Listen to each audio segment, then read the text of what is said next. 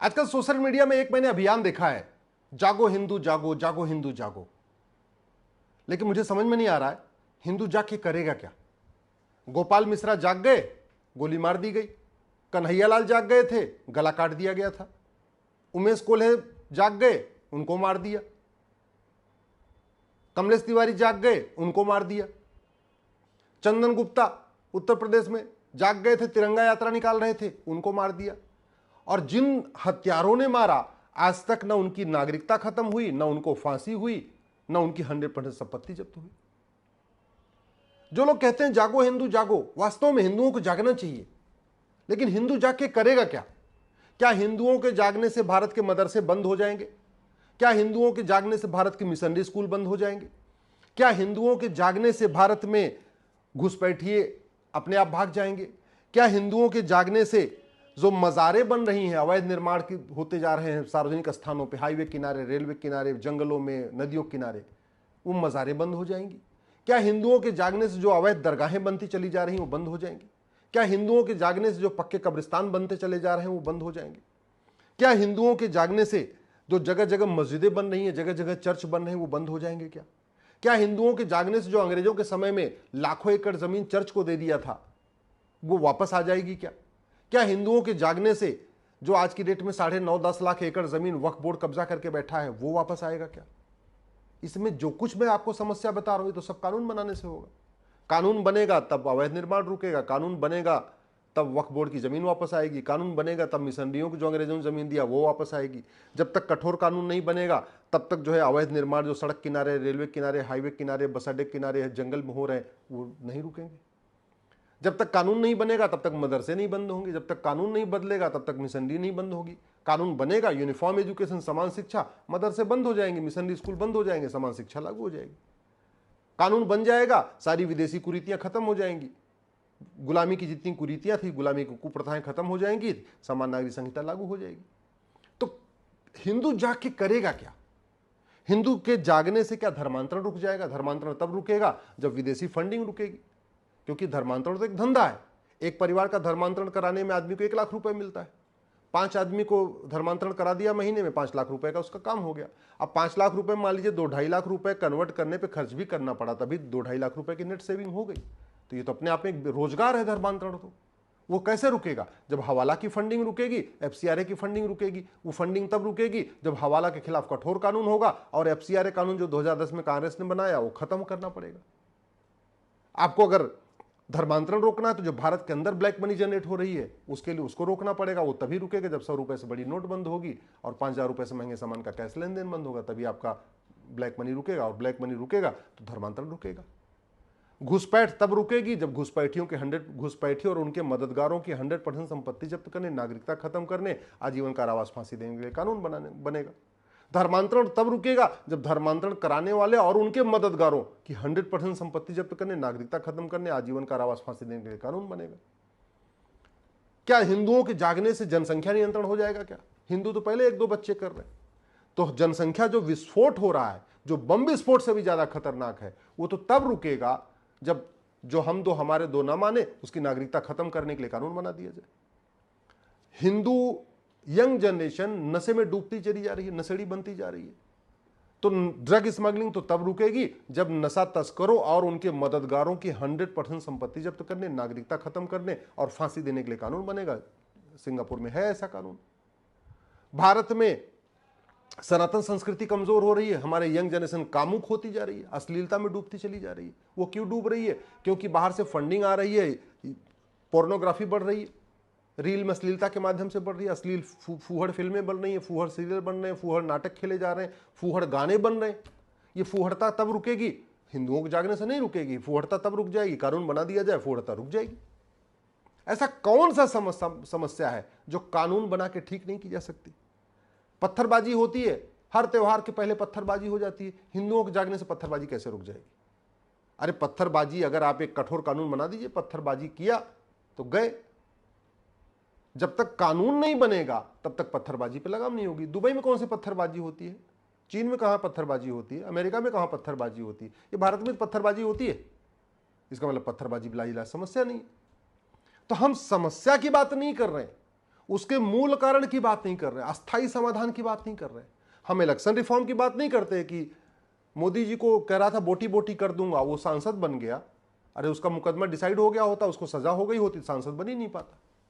जो कह रहा था 15 मिनट के लिए हिंदुओं पुलिस हटा लो, हिंदुस्तान से हिंदुओं को खत्म कर दूंगा, अगर उसको सजा मिल जाती तो वो विधायक नहीं बनता, वो तो विधायक बन गया। और क्यों बन गया? क्योंकि सजा नहीं मिली। सजा क्यों नहीं मिली? क्योंकि हमारे पास कठोर कानून नहीं, हमने नार्को पॉलीग्राफ ब्रेन मैपिंग कानून नहीं बनाया।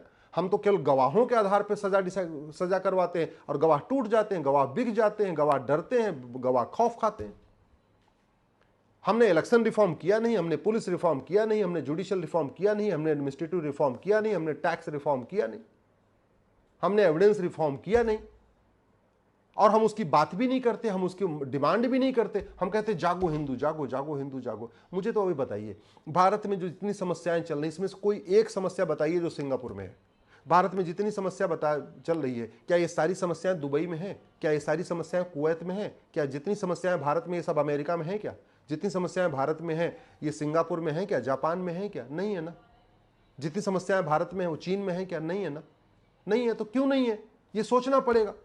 सुबह से लेकर शाम तक जागो हिंदू जागो। अरे भैया, जागो सांसद जागो करो, जागो विधायक जागो करो, सांसदों से मिलिए, विधायकों से मिलिए, उनको बताइए कि भारत की कोई समस्या लाइलाज नहीं है, भारत की कोई समस्या विश्वव्यापी नहीं है, भारत की हर समस्या का इलाज हो सकता है।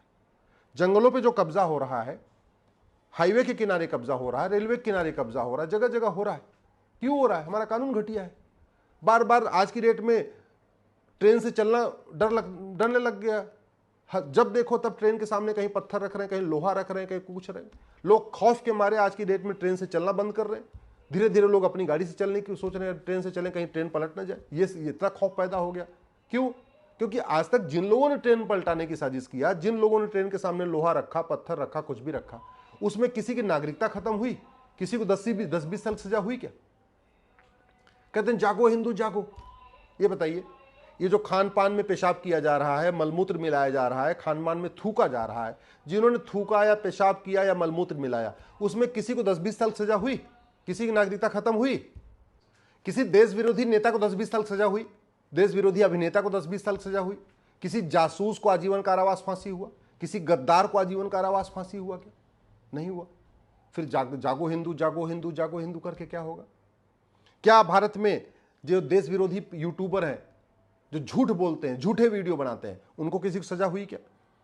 जो देश विरोधी फिल्मकार हैं, देश विरोधी फिल्में बनाते हैं, जो झूठा इतिहास दिखाते हैं फिल्मों में, उसमें किसी को सजा हुई क्या? अरे फ्रीडम ऑफ स्पीच है तो सच बोलने की आज़ादी है, झूठ बोलने की थोड़ी। फ्रीडम ऑफ एक्सप्रेशन है तो सच दिखाने की आज़ादी है, झूठ दिखाने की आज़ादी थोड़ी है। फ्रीडम ऑफ, अगर आपके पास एक्सप्रेशन है, इसका मतलब सही इतिहास दिखाओ, सही इतिहास पढ़ाओ, सही इतिहास पे फिल्में बनाओ, झूठा थोड़ी कि किसी का महिमा मंडन कर दोगे। सबसे बड़ा हरामी, सबसे बड़ा हरम रखने वाला, 5000 से ज़्यादा बहन बेटियों को अपने हरम में रखने वाले को आप महान उसको बना देते हैं। आप जोधा अकबर ऐसे बना रहे हैं जैसे लगता है वो बहुत बड़ा महान था।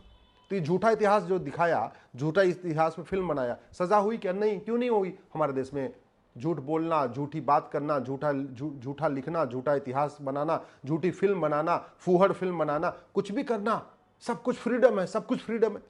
कैसे बंद होगा? कानून बनेगा तब बंद होगा, ऐसे तो नहीं बंद होगा।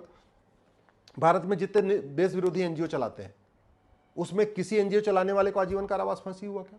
एनजीओ लाइसेंस रद्द हो गया, एनजीओ बंद कर दिया, एनजीओ की फंडिंग बंद कर दिया, लेकिन जिसने अवैध फंडिंग लिया, अवैध काम किया, उसको आजीवन कारावास फांसी हुआ क्या?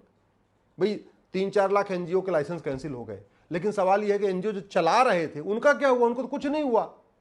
उन्होंने पहले एक्स नाम से एनजीओ बनाया था, वो वाई नाम से एनजीओ बना लेंगे, जेड नाम से एनजीओ बना लेंगे। हमने पीएफआई बैन कर दिया, पहले सिमी होता था, सिमी बैन किया तो पीएफआई बन गया। पीएफआई बैन करेंगे तो कुछ और नाम से बन जाएगा।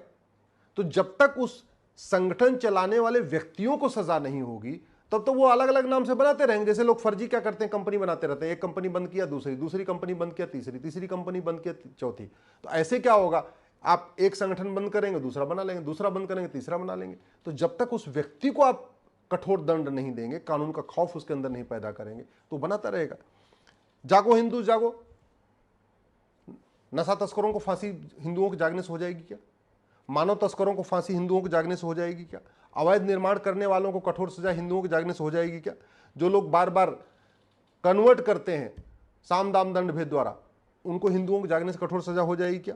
जो रेलवे के किनारे कब्जा हो रहा है, एयरपोर्ट के किनारे कब्जा हो रहा है, बंदरगाहों के किनारे कब्जा हो रहा है, जहां जहां हमारे सेना की छावनी होती है उसके आसपास जो अवैध झुग्गियां बनती जा रही है, उस पर वो क्या आपका वो रुक जाएगा क्या हिंदुओं के जागने से? नहीं। पहाड़ों पे जो कब्जा हो रहा है वो रुक जाएगा क्या? लफ्ज जिहाद, लैंड जिहाद जो चल रहा है ये रुक जाएगा क्या हिंदुओं के जागने से? हाँ, कम होगा, लेकिन केवल जागने से पर्याप्त नहीं है। मैं तो कह रहा हूं कि जो काम हिंदुओं के जागने से 10 साल में होगा वो काम आज ही कानून बना के आज ही रुक सकता है।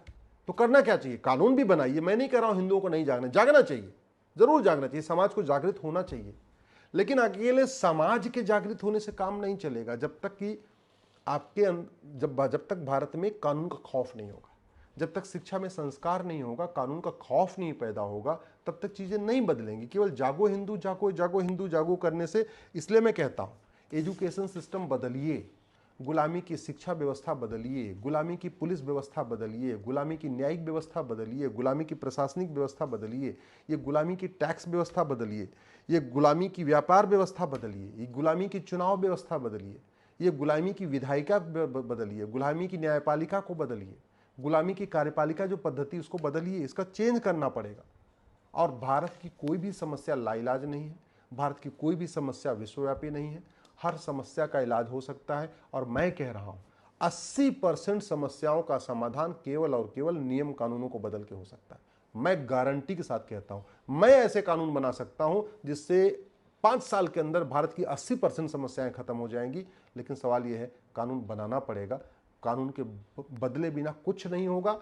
सांसद बदलते रहें, मुख्यमंत्री बदलते रहें, गृहमंत्री बदलते रहें, सचिव बदलते रहें, कलेक्टर कप्तान बदलते रहें, उससे कोई फर्क नहीं पड़ेगा जब तक कानून नहीं बदलेगा।